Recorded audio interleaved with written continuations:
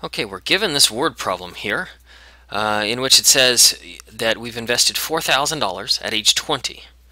Then at age 30 we have almost $10,000, $9,838.41. And we want to know what the rate of return is over that 10-year period. And of course we have to round our answer to the nearest percent. So the very first thing that we've got to look at is what is the equation in order to find growth, rate of return, investment, any of that. And we'll go back to our compound interest formula. Here's our compound interest formula. And the A, remember, represents the future price. In this case, that would be when we're 30. That would be the 98.38 one. P would indicate our initial investment, in this case $4,000. The number E, that remains the same. The rate, that's the one that we're looking for. And T in this case, T is the amount of time. So we've got to look at the amount of time that's passed between the ages of 20 to 30. That would be 10 years. So now we're going to rewrite that, but I'm going to, instead of writing A and P, I'm going to go ahead and fill in the data that we know. And so here we go. Again, the A was our 98.3841. P was our 4,000, that was our initial value, and T was our time. Okay, and it's just e to the RT, and we're trying to determine what R is. That's our rate, what our rate of return was. So we're going to divide both sides by 4,000, and the reason why we divide both sides by 4,000, I'm trying to isolate this R. I've got to get it all by itself. So slowly but surely, we're going to get everything else on this other side over here so we can determine what R equals. So if I divide both sides by 4,000, that will at least give me an E all by itself on this side. So now I've got the E all by itself, and I've got my R here, so it's a little bit closer. We still want to get R all by itself, and I've got this E, the number E. And the way that we get rid of that is using our natural logarithms. Remember, the natural logarithm, the base on that is the number E. So what we do is we take the natural logarithm of both sides.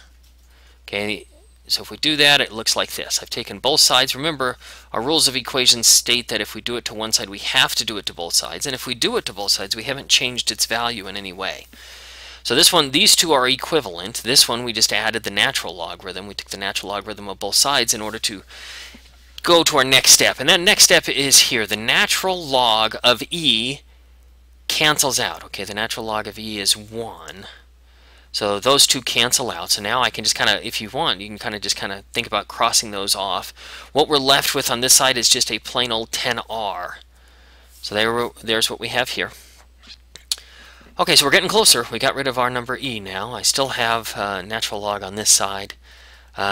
So what we're going to do, the next step is going to be to plug the left side into my calculator. I've got to find out what the natural log of 2.4596 is. Okay, so now I've got my calculator here, and this isn't as bad as it sounds. So all I'm going to do, I have the natural log here. Now we have two buttons for log. I have one that says log and one that says natural log. The ln is the one that we're going to use, and you notice that corresponds over here with our ln. So we're just going to type that in the calculator. I'm going to go natural log 2.4596. Remember to close your parenthesis.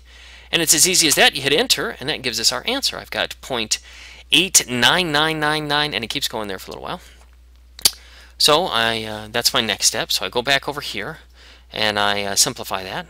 Typically, you want to keep it about 4 decimals over just to make sure that you get the right answer at the end. We don't really round until the end. I know this asks you to round to the nearest percent, but we'll do that on our very, very last step. Okay, so we've got this one, and we've plugged that into our calculator. Now I've got to get this R all by itself. This is just a one-step equation. We've done quite a few of these. All we're going to do is divide both sides by 10. If we divide both sides by 10, that will get our R all by itself. These 10s will cancel out. So your answer here, R, the R value on it is 0.0899. Now we just have to round this one to the nearest percent.